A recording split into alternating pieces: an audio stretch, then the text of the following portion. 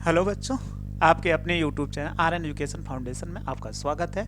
इसके पहले आप पढ़ चुके हो भौतिक विज्ञान में कि पहले यानी पहला खंड आपको अच्छे से पढ़ भी चुके हो, समझ भी चुके हो। आज हम एक नया खंड चालू करने जा रहे हैं जो हमारे लिए है कि प्रकाश का परावर्तन, गोलीय दर्पण और अपवर्तन। तो ये लेसन आपको पढ़ाने जा रहे हैं। ये पेपर में आपके बहुत महत्वपूर्ण है क्योंकि यहाँ पर ज़्यादा नंबरों में पूछे जाते हैं। तो आइए इस खंड को पहले हम देख लेते हैं कि हमारे सिलेबस यानी यूपी बोर्ड्स में क्या क्या पूछे जाते हैं। और एक चीज़ और ध्यान दीजिएगा, आपको इसी वीडियो के नीचे इसकी प्लेलिस्ट, और अगर मैथ के स्टूडेंट हैं तो आपको एनसीईआरटी का पूरा सोल्यूशन इसी वीडियो के नीचे आपको प्लेलिस्ट में मिल जाएगी। आप प्लेलिस्ट आप ढूंढोगे तो एनसीईआरटी का पूरा सोल्यूशन मैथ्स का और फिजिक्स का भी आपको धीरे धीरे ऐसे पूरी वीडियो आपको धीरे धीरे प्रोवाइड होती रहेगी।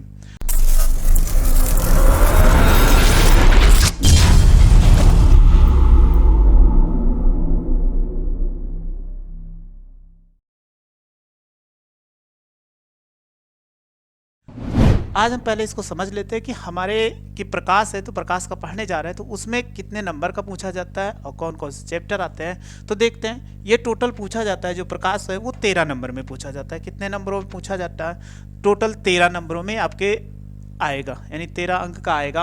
अब क्या आएगा, इतना सा है इसमें, तो एक ही चैप्टर नहीं, इसमें कई चैप्टर है, लेकिन हम केवल खंडखा ले लिए हैं। खंडखा में एक इकाई लिए हैं प्रकाश की। तो प्रकाश की है तो प्रकाश की कितने नंबर में पूछी जाती है? टोटल 13 नंबर में पूछी जाती है। अब इसमें कौन कौन से टॉपिक आते हैं, कौन कौन से लेसन आते हैं, उनको हम देखते हैं। तो हमारे पास पहला लेसन का है प्रकाश का परावर्तन, गोलीय दर्पण, दर्पण सूत्र। तो दर्पण सूत्र आप पिछले क्लास 10th में भी पढ़ के आए, वहाँ पर आपको केवल सूत्र बताया, यहाँ निगमन भी है। दर्पण सूत्र, प्रकाश का अपवर्तन, पूर्ण आंतरिक परावर्तन और इसके अनुप्रयोग, प्रकाशिक तंत्र, गोलीय पृष्ठों का अपवर्तन, यानी ये सारे लेसन्स भी हैं और लेसन है। और इसके बाद हम इसको टॉपिक वाइज भी पढ़ते जाए, यानी यही टॉपिक को हमें पढ़ना है। आपको जो लेसन मिलेगा, लेसन में जब आपको बताया जाएगा तो यही टॉपिक पढ़ना है। ज़्यादा आपको नहीं पढ़ना है कि बुक में बहुत कुछ दिया गया है, लेकिन उतना बुक में नहीं पढ़ना है जितना हमें ज़्यादा जरूरी है। बस ये टॉपिक आपको ध्यान से देना, इसी में से आपको पेपर में पूछा जाएगा। तो ये पृष्ठों पर अपवर्तन और लेंस पढ़ना है, और पत्ते लेंसों का सूत्र, लेंस मेकर सूत्र, आवर्धन, लेंस की शक्ति, संपर्क में रखे दो पतले लेंसों के संयोजन, प्रिज्म से होकर प्रकाश का अपवर्तन, यानी कैसे प्रिज्म से प्रकाश गुजरता है तो उसका अपवर्तन कैसे होता है, ये सीखना है। इसके बाद प्रकाश का प्रकीर्णन। प्रकाश के प्रकीर्णन में हमें क्या पढ़ना है? सूक्ष्मदर्शी पढ़ना है, खगोलीय दूरदर्शी पढ़ना है, परावर्तित तथा अपवर्तित दोनों पढ़ना है, और इसके आवर्धन क्षमताएं, फिर तरंग और तरंग प्रकाशिकी पढ़ना है। यानी तरंग प्रकाश, जैसे आप तरंग पढ़े होंगे पिछले क्लास में, लेकिन प्रकाश भी एक तरंग है। तो हाइगेंस के अनुसार जब हाइगेंस को पढ़ाएंगे तो तरंग सिद्धांत तो आपको अच्छे से बताएंगे, यहाँ ज़्यादा टाइम ना वेस्ट करते हम, जो लेसन को हमें पढ़ना है हाइगेंस का तरंग के सिद्धांत, तरंगाग्रों के उपयोग द्वारा समतल तरंगाग्रों का समतल पृष्ठ पर परावर्तन और अपवर्तन, हाइगेंस के सिद्धांत के उपयोग पढ़ना है। फिर परावर्तन और अपवर्तन के नियमों को इन्होंने हाइगेंस ने व्याख्या किया था प्रकाश का, उसको भी पढ़ना है। व्यतिकरण और यंग का द्विझिर्री प्रयोग और फ्रिंज चौड़ाई के लिए व्यंजक, सूत्र की व्युत्पत्ति नहीं, यानी यहाँ पर सूत्र हमें नहीं पढ़ना है। और तथा कह रहा है कला संबद्ध स्रोत। तो आगे जब पढ़ाएंगे, अभी आपको नहीं समझ में कला संबद्ध स्रोत क्या है, ऐसे बहुत ऐसे जो अभी आपने कभी सुना नहीं, लेकिन जब आपको लेसन पढ़ाएंगे तो आप अच्छे से समझ जाओगे। फिर प्रकाश का प्रतिपादित व्यतिकरण, एकल झिर्री के कारण विवर्तन, केवल गुणात्मक अध्ययन करना है, इन्हें ज़्यादा इसमें अध्ययन नहीं करना, बहुत छोटा चैप्टर है। केंद्रीय उच्चिष्ट तथा चौड़ाई, इसके बाद ध्रुवण पढ़ना है, ध्रुवण अपवर्तन द्वारा ध्रुवण, इसके बाद समतल ध्रुवण, प्रकाश और पोलेराइड का उपयोग, यानी आपको इतने ही पढ़ना है, इससे ज़्यादा नहीं पढ़ना है। तो प्रकाशिकी में इतना है, और इतना पढ़ने के लिए कम से कम आपको इसमें 6-7 लेसन ऐड हैं। तो 6-7 ऐड हैं तो उसको आपको बहुत ज़्यादा समस्या नहीं होगी, बस धीरे धीरे पढ़ते रहेंगे, आप लगातार वीडियो देखते रहोगे, और ये 13 नंबर में आना है। तो 13 नंबर बहुत अच्छे से कवर हो जाएगा, बस आप ध्यान से पढ़ते रहिएगा और समझते रहिएगा, उसका नोट्स बनाते रहिएगा। तो आइए हम पहला लेसन चालू करने जा रहे हैं। जो पहला लेसन है ये है लेसन 14। ये लेसन बहुत ही आसान है, इसको क्लास 10th में भी आप पढ़ के आए थे, लेकिन बेसिक सी जानकारी के लिए हमें थोड़ा सा बहुत पढ़ना पड़ेगा। इसके पहले आप पढ़ के अच्छे से पढ़े थे, लेकिन थोड़ी सी बेसिक जानकारी और आ जाए ताकि फिर से हम रिकॉल कर ले, और इसी का उपयोग करके आगे आने वाले लेसन में जो हमारे लिए बहुत ज़्यादा जरूरी है उसको हम सीखेंगे। तो इसमें प्रकाश का परावर्तन आप पिछले क्लास में पढ़ के आए हों, और गोलीय दर्पण तथा प्रकाश का अपवर्तन, यानी ये आपका प्रकाश का परावर्तन, गोलीय दर्पण, और इसी में प्रकाश का अपवर्तन भी पढ़ेंगे। तो इस लेसन को पढ़ते हैं और समझते हैं। तो सबसे पहले यहाँ पर लेसन का नाम जो है प्रकाश का परावर्तन। तो प्रकाश का परावर्तन में सबसे पहले हम प्रकाश को सीखते हैं कि प्रकाश होता क्या है। जब तक प्रकाश को नहीं जानेंगे तब तक परावर्तन नहीं जानेंगे कि वो गोलीय दर्पण में कैसे उसका अपवर्तन होता है या परावर्तन कैसे होता है किसी लेंस से, उसको हम नहीं सीख सकते। इसीलिए सबसे पहले हम प्रकाश के बारे में जानते हैं। तो देखो प्रकाश के बारे में लिखा हुआ है, प्रकाश ऊर्जा का वह रूप है जो हमारी आंखों पर दृष्टि संवेदना उत्पन्न करता है, जिसकी सहायता से हमें वस्तुएं दिखाई देती है। यानी प्रकाश वह ऊर्जा है जो हमारी आंखों को दृष्टि संवेदना प्रदान करता है, अर्थात प्रकाश की सहायता से हम देख पाते हैं वस्तुओं को। जैसे आप अगर देख रहे हो इसमें वस्तु को या हमें देख रहे हो, तो ये जो आप मोबाइल में अगर देख रहे हो या डेस्कटॉप कहीं भी देख रहे हो, तो डेस्कटॉप से प्रकाश की किरणें आपकी रेटिना पे गिर रही, यानी आंखों पे जा रही, जिससे आपको वस्तु दिखाई दे रही। तो प्रकाश अगर आपको मान लिया जाए कि अगर स्क्रीन ऑफ कर दो तो आपको उसमें कुछ नहीं दिखाई देगा, क्योंकि वहां से प्रकाश नहीं निकल रहा है। जब प्रकाश निकलता है तो हमारी आंखों पे जाके रेटिना पे गिरता है और हमें प्रतिबिंब दिखाई देता है। तो वही कहता है कि प्रकाश ऊर्जा है जो हमारे आंखों की दृष्टि संवेदना यानी देखने की क्षमता को क्या करता है, उत्पन्न करता है, जिसकी सहायता से वस्तुएं दिखाई। अगर प्रकाश ना हो तो कोई वस्तुएं नहीं देख सकते हो। आपके आर्यबल कहीं भी लाइट हो या सूर्य का प्रकाश देखते हो दिन के समय, तो आप आर्यबल कुछ भी वस्तुएं तो प्रकाश के कारण ही दिखाई देती है। अगर प्रकाश ना हो तो अंधकार में आपको कोई वस्तुएं, प्रकाश ना हो तो वस्तुएं नहीं दिखाई देती। तो प्रकाश याद रखना, प्रकाश एक ऊर्जा है जिसकी सहायता से हमें वस्तुएं दिखाई देती। ऐसे भी लिख सकते हैं, प्रकाश एक ऊर्जा है जिसकी सहायता से हमें वस्तुएं दिखाई, अगर प्रकाश ना हो तो कोई वस्तुएं आप देख नहीं सकते। अब इसके गुण क्या होते हैं, यानी इसकी विशेषता क्या होती है, उसको सीखते हैं और जानते हैं। इसकी विशेषता है, आपको दिख रहा होगा, नहीं दिख रहा थोड़ा सा और जूम कर देते हैं। लिखा हुआ प्रकाश के गुण, यानी प्रकाश के गुण क्या क्या होते हैं। यानी प्रकाश तो आपने समझ लिया, प्रकाश वह है ऊर्जा है जिससे हमें वस्तुएं दिखाई देती है। अब इसमें होता क्या क्या है वो हम सीखते हैं। लिखा है प्रकाश स्वयं अदृश्य होता है, प्रकाश कभी दिखाई नहीं देता। अगर आप कहो प्रकाश आपको दिखाई देता है, जैसे आप कहीं पे खड़े हो खुले आसमान में, तो आप ऊपर देखो कहोगे प्रकाश दिखाई देगा, नहीं, प्रकाश नहीं, बादल दिखाई देता है कि ऊपर बादल, या आप नीचे देखते हो तो आर्यबल आपको पेड़ दिखाई दे, लेकिन प्रकाश कभी नहीं दिखाई दे। इसीलिए कहा गया प्रकाश अदृश्य है, कि प्रकाश क्या है, अदृश्य है, परंतु इसकी उपस्थिति में वस्तुएं दिखाई देती है। यानी प्रकाश की उपस्थिति में हमें क्या करते हैं, वस्तुएं दिखाई देती है। प्रकाश ना उपस्थित हो आप वस्तुएं नहीं देख सकते। तो यही कहा प्रकाश स्वयं अदृश्य होता है, यानी प्रकाश को हम कहीं देख नहीं सकते कि आप प्रकाश को कहीं पकड़ सकते हो, ऐसा कुछ नहीं कर सकते हो। प्रकाश अदृश्य है और प्रकाश की सहायता से हमें क्या करती है, वस्तुएं दिखाई देती है, उपस्थिति में वस्तुएं। साधारणतया प्रकाश सरल रेखा में चलता है। प्रकाश सरल रेखा चलने का मतलब एक सीधी रेखा में चलता है। अब सीधी रेखा में कैसे है, अगर आपको एक एग्जाम्पल्स ले लें कि यहाँ पर कोई वस्तु ऐसे रखी हुई है, सपोज कर लीजिए ये वस्तु है ऐसे यहाँ पर रखी हुई है। अब यहाँ से एक टार्च जला दिया जाए, अगर ये टार्च है जल रही है, तो आप इसकी जो छाया देखते हो ये कैसी बनती है, ऐसे सीधी बनती है ना। तो इससे ये पता चलता है, यानी इसकी छाया हो गई, ये वस्तु खड़ी हुई थी, इसको जब छाया देखी गई तो छाया कैसी बन रही, ये छाया, तो छाया सीधी बनती है। तो इससे यही पता चलता है प्रकाश क्या होता है, एक सीधी रेखा में चलता है। तो ये कह रहा है कि प्रकाश एक सीधी रेखा के गमन करता है, गमन करने का मतलब होता है चलना, तो प्रकाश एक सीधी रेखा में चलता है। अगला प्रकाश के संचरण, संचरण का मतलब होता है चलना, चलने का मतलब होता है आप अपने कॉलेज पैदल भी चल के जाते होंगे और साइकिल से भी जाते होंगे, दोनों। तो आपका संचरण का माध्यम क्या है, या आप अपने अगर वाहन चल रहा है तो आप अपने वाहन से जाते हो स्कूल बस के लिए, कोई भी, तो वो आपको संचरण यानी चलने के लिए। तो वही कह रहा है प्रकाश अगर सूर्य के प्रकाश निकलती है वो पृथ्वी पहुंचती है, तो पहुंचने के लिए तो वो संचरण हो गया। तो संचरण हेतु किसी माध्यम, माध्यम का मतलब हो गया कि ठोस द्रव गैस, तो ठोस द्रव गैस को आवश्यकता नहीं होती, यानी इनकी आवश्यकता नहीं होती। प्रकाश के चलने के लिए कोई माध्यम की आवश्यकता नहीं होती है। माध्यम हो तब भी गमन कर लेगा, माध्यम नहीं हो तब भी वो प्रकाश क्या कर सकता, गमन कर सकता है। निर्वात में एक सबसे इंपॉर्टेंट टॉपिक है कि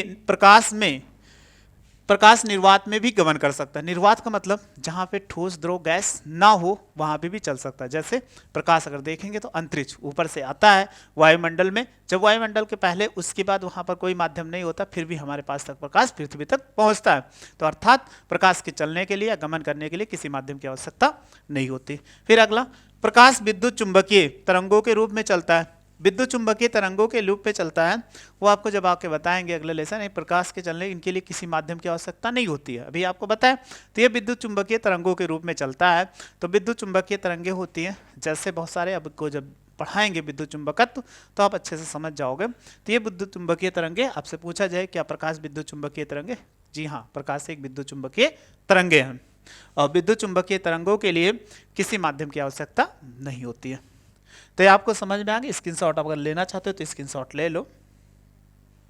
फिर आगे देखते हैं प्रकाश पारदर्शी माध्यमों जैसे कांच, वायु, यानी पारदर्शी माध्यम जिससे एक तरफ से दूसरी तरफ प्रकाश गमन कर सके। अगर ना समझ में आए, जिससे एक तरफ से दूसरी तरफ देख सको, उसी को हम बोलते हैं पारदर्शी माध्यम। तो पारदर्शी माध्यम कांच, वायु आदि में से गुजर सकता है, यानी प्रकाश जो पारदर्शी माध्यम हो जिससे एक तरफ से दूसरी तरफ देख सकते हैं, उससे क्या गुजर सकता है अर्थात जा सकता है। और परंतु अपारदर्शी माध्यम जैसे लकड़ी, लोहा या ब्लैक बोर्ड या दीवार हो, उससे प्रकाश नहीं गुजर सकता है। तो वही कहा गया कि इससे प्रकाश नहीं गुजर सकता है। तो इससे क्या होता है कि जिससे प्रकाश गुजर जाए, यानी जिस माध्यम से प्रकाश एक तरफ से दूसरी तरफ जा सकता है, जैसे कांच, तो पारदर्शी कांच हो तो उसमें अपवर्तन होता है, और जिससे प्रकाश अगर ना गुजर पाए एक माध्यम, जैसे दीवार हो गए या लकड़ी कह दिया जाए, तो उससे प्रकाश एक तरफ से दूसरी तरफ नहीं जा सकता, तो हमेशा उससे क्या प्रकाश का परावर्तन होगा। फिर अगला है विभिन्न माध्यमों में प्रकाश की चाल भिन्न भिन्न होती है। मतलब प्रकाश की चाल अलग अलग माध्यम के लिए देखा जाए, ठोस के लिए अलग होगी और द्रव के लिए अलग होगी और गैस के लिए क्या होती है, अलग होती है। यानी अलग अलग माध्यम हो तो प्रकाश की चाल क्या होती है, भिन्न भिन्न होती है। और सबसे ज़्यादा इंपॉर्टेंट है ये आपके लिए, निर्वात में प्रकाश की अधिकतम चाल कितना, 3 × 10⁸ मीटर पर सेकेंड होता है। तो इसको सी से लिखते हैं, तो सी बराबर 3 × 10⁸ मीटर पर सेकेंड होता है। लेकिन अगर मीटर पर सेकेंड को हम सेमी में चेंज करें, कभी कभी आपको ऑब्जेक्टिव क्वेश्चन मिल जाता है, तो 3 × 10⁸ 1 मीटर बराबर आप जानते होंगे कि 1 मीटर बराबर कितना, 10⁻² सेमी। तो यहाँ पर गुणा करा देंगे 10⁻² सेंटीमीटर पर सेकेंड। अब ये देखो पावर जुड़ जाएगा, 8 2 कितना हो जाएगा 10, 3 × 10⁻10 हो जाएगा सेमी पर सेकेंड। आपसे पूछा जाए कि निर्वात में प्रकाश की चाल कितना होती है, अगर मीटर में पूछा जाए तो 3 × 10⁸ मीटर पर सेकेंड, और सेमी में पूछा जाए तो 3 × 10⁻10 सेमी पर सेकेंड होता है। ये आपके लिए सबसे ज़्यादा जरूरी है, क्योंकि ये पेपर में पूछा गया है और यहाँ से नहीं पूछा जाता। प्रकाश के गुण पेपर में कभी नहीं पूछा गया और ना कभी पूछा जाएगा। केवल एक ही टॉपिक ये पूछा जाता है, निर्वात में प्रकाश की चाल कितनी होती है। तो 3 × 10⁸ मीटर पर सेकेंड और 3 × 10⁻10 सेमी पर सेकेंड। दोनों का मात्रक याद रखना, अगर मात्रक आपने गलत नहीं याद किया तो हमेशा कंफ्यूजन रहेगा। और अगला है कि चमकदार पृष्ठों से प्रकाश परावर्तित हो जाता है। मतलब कोई चमकदार पृष्ठ हो, जैसे दीवार हो या आपको जो शीशा पड़े देखते हो, वो क्या है, दर्पण है। तो दर्पण से अगर प्रकाश पड़ेगा तो टकरा के परावर्तित हो जाएगा। तो वही इसमें कहा गया चमकदार पृष्ठों से प्रकाश परावर्तित हो जाता है। जब प्रकाश एक माध्यम से दूसरे माध्यम में प्रवेश करता है तो प्रकाश अपने पथ से विचलित हो जाता है। जैसे प्रकाश कोई माध्यम है, जैसे अभी हमने कांच का नाम लिया था, तो प्रकाश अगर कांच एक माध्यम हुआ, वायु से सपोज कर लीजिए, चलिए एक एग्जाम्पल हम ऐसे समझते हैं कि ये हो जाए कोई माध्यम है। अब प्रकाश जैसे इसके पृष्ठ पर आपतित हुआ तो यहाँ पर क्या है, वायु है। लेकिन जब इसमें पहुंचेगा तो ये क्या होता है, अपने मार्ग से इसको ऐसे सीधा जाना था, लेकिन ये विचलित हो गया। जब विचलित हो गया तो यही को कहता है कि प्रकाश जब कहीं एक माध्यम से दूसरे, यानी वायु से कांच में जाता है या कांच से वायु में आता है या कांच से जल में जाता है या जल से वायु में आता है, तो अपने मार्ग से विचलित हो जाता है। और लास्ट है दृश्य प्रकाश की तरंग दैर्घ्य, यानी जो हम तरंग दैर्घ्य उसकी कह रहा है 4000 एंगस्ट्रॉम से 8000 एंगस्ट्रॉम तक होती है। यानी दृश्य प्रकाश तरंग दैर्घ्य होती है वो 4000 से 8000 एंगस्ट्रॉम तक होती है। तरंग दैर्घ्य अलग अलग प्रकाश की होती है, उसमें विद्युत चुंबकीय तरंगे। तो दृश्य प्रकाश के जो हमें, जैसे आप 7 रंग प्रकाश में 7 रंग देखते हो, 7 रंग का आपको मालूम होगा, इंद्रधनुष देखे होंगे, या आपको कहीं ऐसे प्रिज्म का प्रयोग कर लीजिए तो प्रिज्म के प्रयोग में 7 रंग आपको दिखाई देगा। उसमें कि प्रयोग के प्रयोग है, तो विबग्योर आपने पढ़ा था, क्लास 10th में विबग्योर पढ़ा था कि विबग्योर जो होता है, प्रकाश को प्रिज्म रखा जाता है, प्रिज्म से प्रकाश 7 रंगों में विभक्त हो जाता है। तो उसी की तरंग दैर्घ्य है कि 4000 से 8000 के बीच इसका तरंग दैर्घ्य होता है। तो ये दृश्य प्रकाश है। तो हमने प्रकाश के गुण को समझ लिया कि प्रकाश होता क्या है, इनको आप लिख भी लीजिएगा आराम से। लेकिन सबसे ज़्यादा जो जरूरी है 3 × 10⁸ मीटर पर सेकेंड, ये बार बार पेपर में पूछा गया। तो प्रकाश के बारे में आपको समझ में आ चुका होगा। तो अब इसके बाद जो हमें स्टार्ट करना है कि इनकी विशेषताएं, प्रकाश की कौन कौन सी विशेषताएं हैं, इनमें इनके अंदर क्या क्या है। तो प्रकाश का सबसे पहले हम पढ़ने जा रहे हैं प्रकाश का अपवर्तन। ये भी आप पिछले क्लास में पढ़ के आए थे, यानी क्लास किसमें, 10th में। तो 10th में आप अच्छे से पढ़े से उसमें हम थोड़ा सा रिकॉल कर देते हैं, क्योंकि कभी यही छोटे छोटे क्वेश्चन पेपर में पूछ लिया गया, बहुत बड़े क्वेश्चन ना पूछ के छोटे क्वेश्चन पूछ जाता है, लेकिन आप ना पढ़े हो तो आप नहीं कर पाओगे। चलिए पढ़ते हैं। प्रकाश का परावर्तन, रिफ्लेक्शन ऑफ लाइट। ये रिफ्लेक्शन ऑफ लाइट यानी जब प्रकाश क्या होता है किसी चिकनेदार से तल से टकराता है और उसी माध्यम में वापस लौट जाता है, तो इसी घटना को प्रकाश का परावर्तन कहते हैं। वही हमने लिखा है, प्रकाश किसी चिकने या पॉलिशदार सतह से टकराकर या तल से टकराकर वापस उसी माध्यम में लौटने की घटना को प्रकाश का परावर्तन कहते हैं। तो देखो आपको एक यहाँ पर दिखाया गया, ये क्या है, परावर्तक तल है, यानी जो इसमें दिखाया गया ये तल, ये कैसा है, एक परावर्तक तल है, ये एक परावर्तक तल है। तो प्रकाश इसको कैसे आपतित हुआ, यही कहा गया कि प्रकाश इस पे आपतित हुआ। तो चलिए हम डायग्राम को बना ऐसे दिखाते चलते हैं और आप देखते जाओ और समझते जाओ। प्रकाश हमेशा बाएं तरफ से डाला जाता, कभी डायग्राम बनाएंगे। तो ये प्रकाश ऐसे आया यहाँ तक, तो जब ये प्रकाश आया तो ऐसे गया ये पॉइंट ए से, अब आने के पश्चात ये जहाँ पर टकरा रहा है इसको हम बोलते हैं आपतन बिंदु, ये लिखा हुआ है आपतन बिंदु बी। अब टकरा के, क्योंकि हमने कहा कि अपारदर्शी वस्तु है, तो दूसरी तरफ नीचे प्रकाश नहीं आ सकता, कि नीचे प्रकाश आ सकता है, ये क्या, और टकरा कर दूसरी दिशा में चला जाएगा। जब दूसरी दिशा में चला गया तो इसको देखो इस दिशा में चला जाएगा, तो हम ऐसे तीर खींच दे रहे हैं, लेकिन उसी माध्यम में वायु से आया और वायु में ही लौट गया। ये देखो वायु में आया और वायु में लौट गया, अर्थात उसी माध्यम में वापस लौट गया। तो यही कहा गया, जब कोई प्रकाश होता है किसी पॉलिशदार या चिकने तल से टकराकर पुनः उसी माध्यम में वापस लौटने की घटना को प्रकाश का परावर्तन कहते हैं। तो उसी माध्यम में वापस लौट गया। अब यहाँ पर जहाँ ये किरणें, आपतित किरण, यानी आपतित किरण किसे कहते हैं, कि तल की ओर प्रकाश यानी आपतित या परावर्तक तल की ओर आने वाली किरण को आपतित किरण, इससे टकराकर यानी टकराकर दूसरी दिशा में जाने वाली किरण को परावर्तित किरण। तो ये आने वाली आपतित और टकराकर जाने वाली किरण को परावर्तित किरण। अब इसमें एक पॉइंट आता है अभिलंब। अभिलंब कहाँ आता है, कि जहाँ ये किरणें, ये आपतन बिंदु है, आपतन बिंदु एक सीधा लंब खींच दीजिए। लंब खींचने का मतलब एक सीधी रेखा खींच दीजिए। जब एक सीधी रेखा खींचोगे तो सीधी रेखा ऐसे तो चली जाएगी, ये क्या हो गई, सीधी रेखा हो गई। तो इसी रेखा को लंब कहते हैं। मतलब किसी तल पर यानी तल पर सीधा लंबवत सीधा आने वाले प्रकाश की किरण को अभिलंब कहते हैं। तो ये अभिलंब है, तो इस पर क्या होती है, सीधा 90 अंश का कोण बनाती है, किसके, तल के साथ। तल के साथ का मतलब हो गया कि ये प्रकाश किरणें थी सीधा ऐसे आई और ऐसे आई, तो यहाँ पर 90 अंश का क्या कोण बन गया। जब कोई प्रकाश की किरण किसी तल पर यानी ये परावर्तक तल पर लंबवत आपतित होती है तो उसी को अभिलंब कहते हैं। अब एक चीज इसमें सबसे ज्यादा जरूरी है कि आपसे पूछा जाए कि इनके बीच, चलो अब इसको बाद में पहले बात करते हैं, अब ऐसे कोण बात कर लेते हैं। इनके आपतित किरण तथा अभिलंब के बीच देखो ये कोण बन रहा है यहां से यहां तक, तो आपतित किरण तथा अभिलंब के बीच बने कोण को आपतन कोण कहते हैं। तो ये कौन सा कोण, आपतन कोण, इसको आई से डिनोट करते हैं। फिर इसके बाद अभिलंब तथा परावर्तित किरण, ये इनके बीच बना कोण को परावर्तन कोण कहते हैं। आप क्लास 10th में अच्छे से पढ़ के आए, क्लास 8 में भी बल्कि था, तो क्लास 10th में ये पढ़े होंगे। तो ये क्या हो गया कि अभिलंब तथा आपतित किरण के बीच बने कोण को आपतन कोण और अभिलंब तथा परावर्तित किरण के बीच बने कोण को परावर्तन कोण कहते हैं।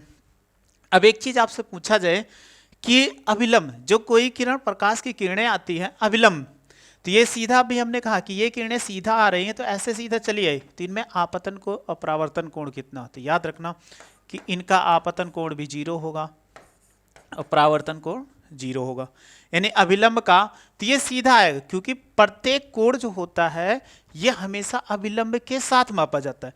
लेकिन कोई प्रकाश की किरण आई वो सीधी आई सीधी चली गई, इसमें अभिलंब, यानी ये अभिलंब है। तो अभिलंब जो होता है वो कितने अंश का कोण बनाता है, जो प्रकाश की किरणें सीधा आने वाली अभिलंब है, तो इनके साथ आपतन कोण और परावर्तन कोण कितना बनता है, यही आपको ध्यान देना है। हमेशा आपतन कोण या परावर्तन कोण जो होता है वो अभिलंब के साथ मापा जाता है, मतलब अभिलंब, ना कि परावर्तक तल के साथ। ये मत ध्यान देना कि इसके साथ मापा जाता है, हमेशा अभिलंब के साथ मापा जाएगा, चाहे आपतन कोण होगा या परावर्तन कोण होगा, कोई भी होगा, अभिलंब के साथ मापोगे। जब अभिलंब के साथ मापोगे तो सीधी जो प्रकाश किरण है वो सीधा लौट गई, तो बताइए झुकी, नहीं झुकी। जब नहीं झुकी तो I बराबर 0 और r बराबर 0। इसलिए हमेशा याद रखना कि कोई भी आपको मिल जाए तो पूछा जाए कोई अभिलंब होती है तो आने वाले प्रकार अभिलंब जो होती है उसका आपतन कोण और परावर्तन कोण कितना होता है, तो 0 डिग्री होगा। और अगर आपको ऐसे क्वेश्चन पूछ लिया जाए, एक क्वेश्चन हम दे देते हैं, कोई प्रकाश किरण ऐसे आ रही थी, यानी अभिलंब हो गया, अभिलंब से सीधा आई, इनके बीच का कोण कितना हो गया 30 डिग्री, तो ये जब परावर्तित होगी तो ये भी 30 डिग्री पे क्या होगी, परावर्तित हो जाएगी। क्योंकि अभी नियम आपको बताया कि जैसे आएगी तो कोण इधर से मापा जाता है अभिलंब के साथ, ना कि इस दिशा से आप मापोगे तो अभिलंब के साथ मापा जाएगा। तो इसका आपको समझ में आ चुका। बस यहाँ पे दो ही चीज़ आपको जो बताए कि हमेशा कोण जो होता है वो अभिलंब के साथ मापा जाता है, ये कन्फ्यूजन कभी नहीं होना चाहिए, क्योंकि यही आगे चल के हम चैप्टर में अभी पढ़ेंगे कि गोलीय पृष्ठों का अपवर्तन या पृष्ठों के अपवर्तन का, तो वहाँ पर सबसे ज़्यादा जरूरी ये होगा। तो आप इसका स्क्रीनशॉट ले लिए। थोड़ा सा और है इसी में देख लेते हैं, ये परावर्तन के नियम। अब परावर्तन के नियम आपने पढ़ा भी था इस पिछले क्लास में, क्लास 10th में, थोड़ा सा इसमें भी रिकॉल कर लेते हैं। लिखा हुआ प्रथम यानी परावर्तन के नियम। तो परावर्तन के दो नियम हैं। तो पहला नियम क्या है, पहला नियम आपतित किरण, तो अभी बताए प्रकाश के तल की ओर यानी तल की ओर आने वाली किरण को आपतित किरण। तो आपतित किरण, परावर्तित किरण तथा आपतन बिंदु पर डाला गया लंब तीनों एक ही पृष्ठ में होते हैं जैसे समतलीय पृष्ठ होते हैं। तो अभी देखो यहाँ पर यह आपको बताया गया कि देखो आपतित किरण, परावर्तित किरण तथा अभिलंब तीनों एक ही तल में हैं। देखो यहाँ पर ये आपतित हो गया, ये परावर्तित हो गया और ये अभिलंब हो गया, तीनों एक ही तल में, तो इसी को कहा गया ये समतलीय है। और ये इनका नियम भी है कि आपतित किरण, परावर्तित किरण तथा खींचा गया अभिलंब तीनों एक ही है। तो किस पर खींचा जाता है, याद रखना आपतन बिंदु, मतलब ये तीनों किरणें जो होती है एक ही स्थान पर मिलती, आपतित किरण का, अभिलंब का और परावर्तित किरण का, ये तीनों एक ही बिंदु पर मिलती है। अगला द्वितीय नियम क्या है, आपतन कोण आई सदैव परावर्तन कोण के आर के क्या होता है बराबर, यानी कोण आई बराबर क्या होता है, कोण आर होता है। तो ये दो नियम आप पीछे पढ़े भी होंगे क्लास 10th में, तो वही फिर से था, बहुत ज़्यादा नहीं है, बस आगे चल के पहले बेसिक्स है, यानी जो हम क्लास 10th में अच्छे से पढ़ के आए थे वही थोड़ा सा रिकॉल कर लेते। इस लेसन में भी पूछा जाता है, तो बहुत ज़्यादा नहीं पूछा जाता इस नंबर से, लेकिन जहाँ पूछा जाएगा उसको हम बताएंगे। और इसको जब पढ़े रहोगे तो आगे आने वाले चैप्टर में यही बेसिक जानकारी हमारे लिए बहुत यूज़फुल होंगी, बहुत काम करेंगे। तो ऐसे आप पढ़ते रहिए और अच्छे से समझते रहिए, आपको कोई प्रॉब्लम नहीं होने वाली है। अगर नए व्यूअर हो तो आपको एक चीज़ जरूर ध्यान दीजिए, इसका जो प्लेलिस्ट है इसी वीडियो के नीचे आपको मिल जाएगी, और मैथ्स के स्टूडेंट है वो भी इसी वीडियो के नीचे मिल जाएगी। एनसीईआरटी का कंप्लीट सोल्यूशन आपको वहाँ पर प्रोवाइड किया गया, उसको आप आसानी से देख के और अच्छे से पढ़ सकते हो। वीडियो अच्छी लगी हो तो लाइक करिए और शेयर करिए, चैनल को सब्सक्राइब करिए। वीडियो देख लेंगे, थैंक यू सो मच।